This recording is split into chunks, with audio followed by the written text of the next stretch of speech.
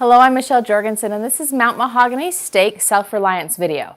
Today we're going to be talking about clothing.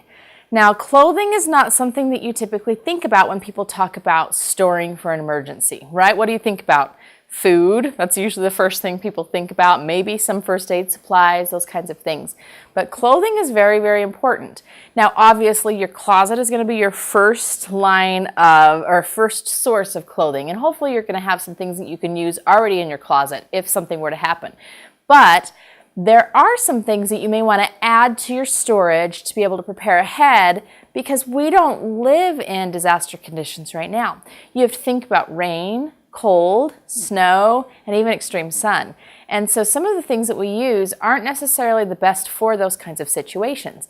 It's not going to be a fashion show if any disaster occurs, I'll tell you that. We're all going to look pretty grungy and nothing's going to match, but as long as we stay warm and dry, that's pretty much what will count. So thrift stores are my go-to place. If I'm ever in a thrift store, I'll just go through the coat section, let's say for kids, or I'll glance through the men's long sleeve shirt section, because you will find some serious deals there on things like real heavyweight corduroy outside jackets for $4 or $5. And you're never going to be able to find them for that price anywhere else in a store. So that's where I buy all of my things, are thrift stores. So let's talk a little bit about how you would dress in an emergency. The first key is layering.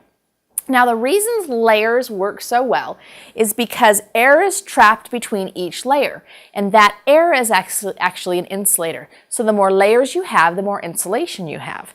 So this is something that's very important. You don't want to be able to have multiple layers of things that you can add on top of one another to be able to stay warm. You also want to think about overheating, though, because there's something that happens when we have too many layers on, right? If you have too many layers on and you're hot, you'll start to sweat.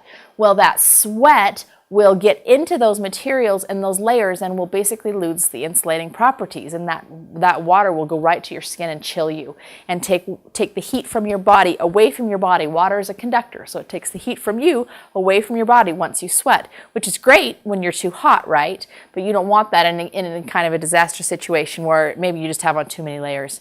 So think about that. One real important thing is extremities. So if you think, what are extremities? Those are our hands, our arms, our toes, our feet, our head. You need to be real conscious about making sure that you've protected those extremities. The other thing is waterproof. We have the advantage now in today's day and age that we can have things that are waterproof. So just look for things that are waterproof if you have the opportunity to. All right, let's go through the different kind of layers. So the first kind of layer to prepare for is the thermal layer, or the inside layer. Regular thermals are great. These, again, at thrift stores, so inexpensive, so easy to find. Just grab a couple next time you're there. So a thermal layer, flannel, any kind of thing like this is good for a thermal layer, but not cotton, because cotton actually holds the cold on your body. So you want to have some kind of a non-cotton material that's best for that thermal layer.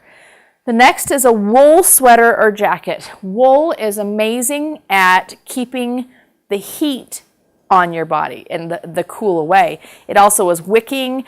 Wool is just great for a lot of things. Now, this is a sweater that I found, a wool sweater that I found at a thrift store for probably $2 or $3. You're never going to find something like this in a regular store. So you'll be amazed at what you can find at a thrift store, though, that's wool, that's expensive, that's nice. If you can't find wool, some kind of synthetic material, not cotton. The next thing you're going to want to have is a jacket of some sort. So this is a jacket, a lighter jacket. Again, we're talking layers, right? You put it on top of the sweater. You're going to layer a jacket on, and then the last layer on the outside is a waterproof, windproof layer. This jacket is actually not what I would use. I realized that as I was putting this out today. This has down in it, but down actually loses its insulating property when it gets wet. So hopefully this is a waterproof outside layer, and it's going to keep that down from getting wet, but it's actually preferable to have some kind of a synthetic fiber in your outside jacket. This again came from a thrift store. All of these things came from a thrift store, every single thing. I have bins that I have prepared ahead of time for my children because kids grow.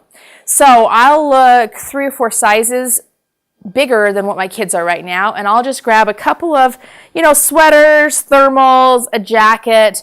Again, at $2 or $3 a piece, you can fill a bin with multiple sizes of clothing, and you're in good shape no matter how big they are by the time that emergency may occur. So this is just a bin that I have full of some different things for my kids. Hats are very important because 40 to 50% of heat loss occurs through your head. So make sure you have a really good retaining hat. Footwear. So this was an interesting fact I learned, that if you have heavy footwear, it's like adding 5 to 6 pounds to your backpack. So just that lifting of heavy footwear really fatigues you if you were ever on the move. So something that's very lightweight, these are very lightweight. Lightweight and waterproof are the keys to look for on footwear. Also nice if they have a real durable sole like this. These you'll see are brand new because I bought multiple sizes for my kids. What I did is I bought these on Amazon in the middle of the summer. And what I found is I got multiple boots like this for about $8 a piece, shipped for free to my house. And these are expensive brand boots, but because nobody was buying them in July, I bought a lot of them. So I have multiple different sizes of those. Socks. So make sure you have 1 to 2 different pairs of socks because the inside layer will also will often wick the moisture away from the feet, and then it will put it on the outside layer so it'll keep your feet dry. Not cotton again. Make sure you have wool. These are wool. Gloves. The better glove is actually a mitten because when your fingers are together, that retains heat. So mittens are actually the best for the cold. They're just a little bit harder to do things in. So make sure you have some nice weatherproof gloves that you stored for everybody. Underwear is the next thing. We don't think about that very often. Let's make sure you've stored a few extra pairs of underwear. I've stored some thermal garments because I probably want a little bit warmer layer maybe if something were to happen. So just think about that. Okay, this might feel overwhelming. I've had people when I've presented this in the past and they've said, will you just go to DI for me and just shop for me? And I said, well, yes, actually I'd love to go to there, so I'd be happy to. But I can't shop for everybody. So what I encourage you to do as a goal this time is I just want you to make one thrift store run, okay? That's all I want you to do. Get over the smell. I know it smells funny when you walk in that door. It's true. But just walk in that door and you're going to find some amazing deals inside of there. So I want you to go and I want you to find one layer for each of your family members. So pick a layer, whatever it is. I'm going to find a jacket, let's say, for each of my family members. Just go and buy a jacket. You'll be out of there in $20 or less, I guarantee you. And you'll feel a little bit better. Find a bin, stick it in a bin, stick it in the basement. It'll be there when you need it. The other thing I want you to consider is how are you going to wash those clothes if an emergency occurred? Because most of us, probably all of us, use an electric washing machine. So I store items that I can make my own laundry detergent. This combination right here, Felt's naphtha, some washing soda, and borax. The combination of this right here will make enough loads for like 200 loads. So enough soap for 200 loads. So store the components of laundry soap and then you're going to be able to keep your clothes clean. I anticipate if anything were to happen, we'd actually wash our clothes a lot less than we do now. We'd probably worry a lot less about it. So it'd probably go a lot further than it does in today's day and age. This is a washing machine. Might not look like a washing machine, but it is. You use this with a 6-gallon bucket with a hole in the top of the lid. And this special plunger, it squirts the water in and out. So you put the clothes in the bucket, fill it with water, and you use the plunger. And this is a makeshift washer if you need one. This is very inexpensive. I found this at Macy's. You can find those in a lot of different places. The other thing to store is a clothesline and some clothespins because this is now your dryer. So these are things that we just don't have on hand anymore. When I was in high school, I actually watched my brothers I had 4 younger brothers. That was my job for the summer because my mom was working.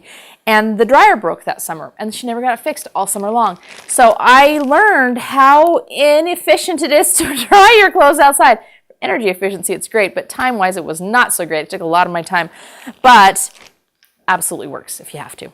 So make sure you store some things to clean your clothes, to wash your clothes, to dry your clothes. All right, like I said, goal is pick one layer. Just pick one layer for your family, go to the thrift store and buy one thing for each of them. If you get really ambitious, buy a couple things for each of them. Once you get in there, you might as well do it, right? So make sure you've also inventoried what you have in your house. You may have a lot of these things already sitting around. So that's nice. You're already ahead of where you thought you were. So that is today's information about clothing. Thanks for watching.